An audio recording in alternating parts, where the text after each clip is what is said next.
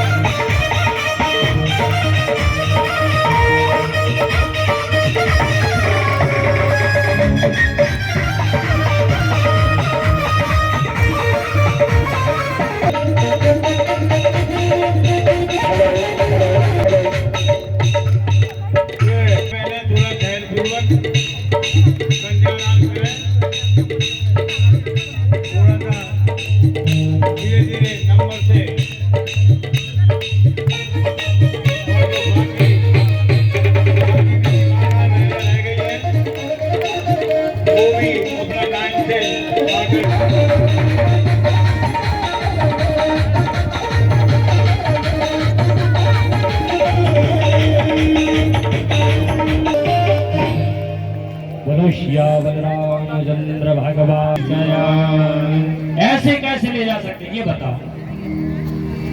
तब राजा जनक के समझाने पर आज वही सभा के लोग अपने अपने देश के लिए गए। इधर कठोर आवाज सुनकर गए हैं और तुम मुझे अपनी विनम्र भाषा में हमें उलझाना चाहता है। हाथ जोड़ करके जनक जी महाराज कहने लगे, देखत भृगुपति वेश कराला, उठे सकल भय विकल भया। भृगुपति की नजरों से नजर नहीं मिला पा रहे हैं। जनक जी महाराज कुछ कह नहीं पाए, खड़े हैं।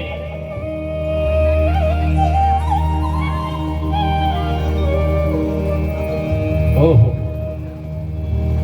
विश्वामित्र जी भी खड़े हैं, दोनों कुमार खड़े हैं, लेकिन बोल कोई नहीं रहा है। उस सभा में ऐसे सन्नता छा गई हो जैसे वहां कोई शोक सभा लगी हो। कोई बोल नहीं पा रहा है, क्योंकि परशुराम जी है ना, जिन्होंने एक नहीं, दो नहीं, 3 बार नहीं, क्षत्रियों से विहीन इस पृथ्वी को कितनी बार किया है? 21 बार। लेकिन उनकी वीरता को देख करके सब डर गए कि अगर किसी ने कुछ बोल दिया तो भाव ही भाई की आई धरी है। लेकिन इसलिए कोई बोल नहीं पा रहा है। परशुराम जी कहने लगे, अगर सही सही बता दो, अरे राजाओ सही सही बता दो, किसकी मौत मंडरा रही है शरीर पर, किसके सर पर मौत मंडरा रही है, मुझे सही सही बतला दो, ये धनुष किसने तोड़ा है? सुनत बचन फिर अनत निहारे, लेके चाप खंड मही डारे।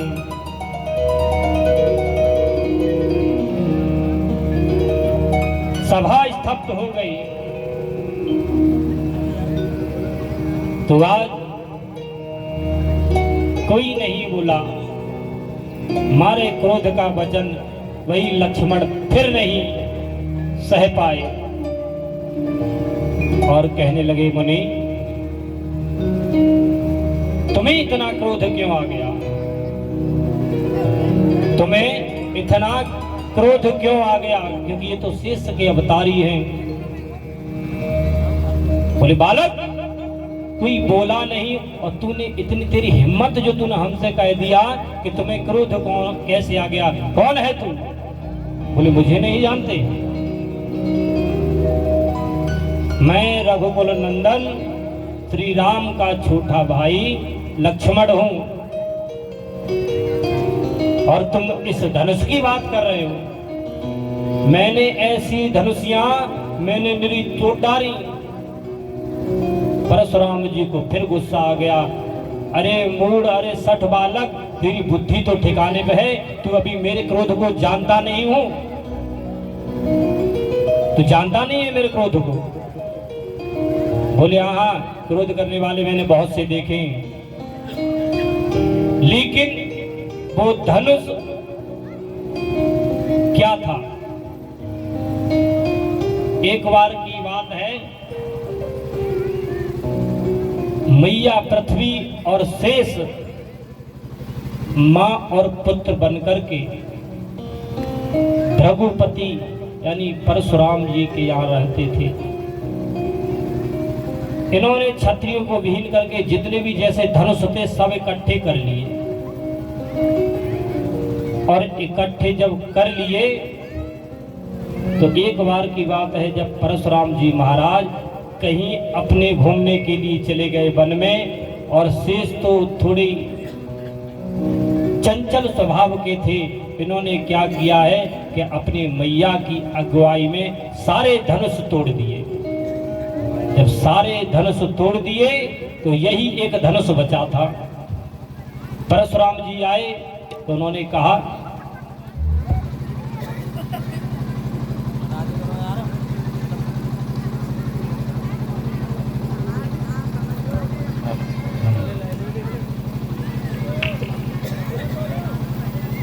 परशुराम जी आए, उन्होंने कहा, ये धनुष किसने तोड़े हैं?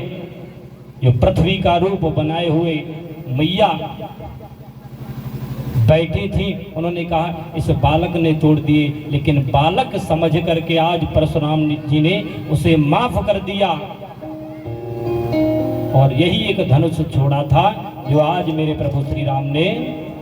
तो वही बात आज याद करके और लक्ष्मण जी कह रहे हैं कि ऐसी बचपन में मैंने मेरी धनुषियां तोड़ी हैं, तुम इस धनुष की बात कर रहे हो। और जैसे ही परशुराम ने एक बात सुनी तो एकदम मारे क्रोध के मारे शरीर खून खौल उठा और राम की तरफ हाथ उठा करके बोले, अरे रोक लो इसको, ये मेरे हाथों इसका वध हो जाएगा। ये कौन है ये सठ बालक, रोक लो।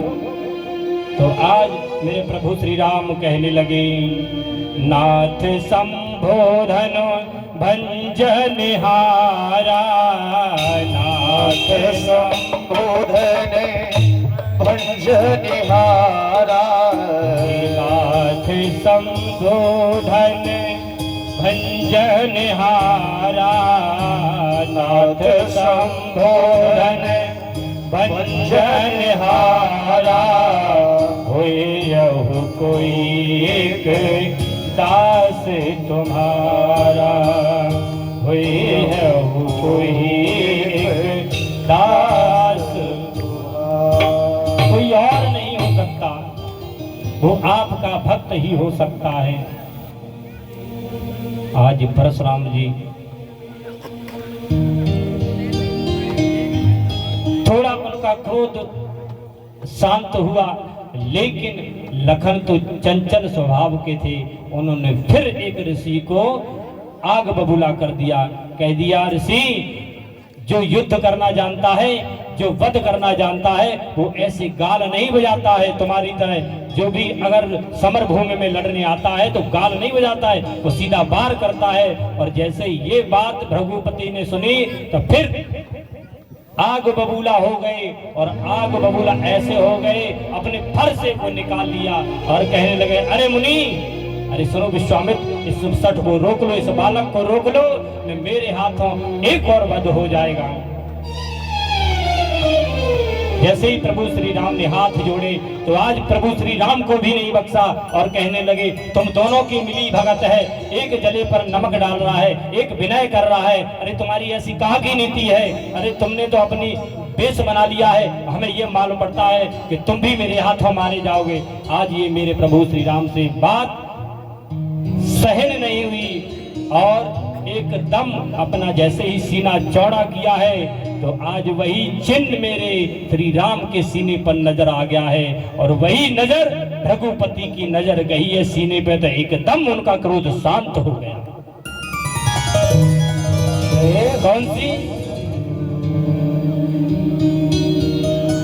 जब कभी रघुपति ने ब्रह्मा जी की लात मारी थी, पूज्य अभी हमारे गुरुदेव भगवान इसके बारे में बताएंगे, क्योंकि बोलना तो हमारे पूज्य सदगुरुदेव भगवान को भी है। तो आज जैसे तैसे ये देखा, ये तो वही चिन्ह मालूम पड़ता है, लेकिन हमारे समझ में नहीं आ रहा कि यही ब्रह्मा जी हैं। तो उन्होंने क्या किया, उनके परशुराम के पास में जो धनुष था और कह दिया कि मैं तुमको तब ब्रह्मा समझूंगा, एक काम करो, इसकी चाप चढ़ा दो, इस धनुष की चाप चढ़ा दो। तो मेरे प्रभु श्री राम ने वही किया है, और एक ही आंख पलक झपकते ही उस चाप को चढ़ा दिया है। क्रोध परशुराम जी का शांत हो गया और साष्टांग लेट गए कि ये है मेरे प्रभु श्री राम, ये है परम ब्रह्म ब्रह्मांड नायक। हाथ जोड़ करके विनती करने लगे, प्रभु हमें क्षमा करो, मैंने पहचान नहीं पाया आपको, प्रभु हमें क्षमा कर दो। आज तरह तरह से परशुराम जी ने आज मेरे प्रभु से विनय की है। आइए इसी मौके पर मेरे परम श्रद्धे गुरुदेव अयोध्यावासी पूज्य स्वामी श्री धीर बाबा जी के प्रमुख और मधुर वाणी द्वारा आप लोग वचन के वशीभूत होकर के इनके आदेश को सुने और वचन भी सुने, और इनका पालन भी आपको करना है। जैसा जो कहें वो आराम से सुनना है, ठीक, शोर शराबा नहीं करना है। जय श्री सीताराम। बोलिए नारद भगवान की जय हो। मंगल तो सवेरे से हो ही रहा है, कहेंगे कि ये बाबा आ गया कड़वा वचन बोलने के लिए। हाँ? देखो, कड़वा वचन का मतलब समझते हैं, सबके घर में कड़वा तेल है, बिना तेल का छौंका लगता नहीं है। आज आप लोग अपना ब्लड चेक कराना, कल तुम आना, हमारी कथा सुनने के बाद 5 पॉइंट अगर खून न बढ़ जाए तो आप लोग कहना, तब कहना कि हमारी वचन रंजन के लिए आके तुम बैठ गए, कह रहे हो कथा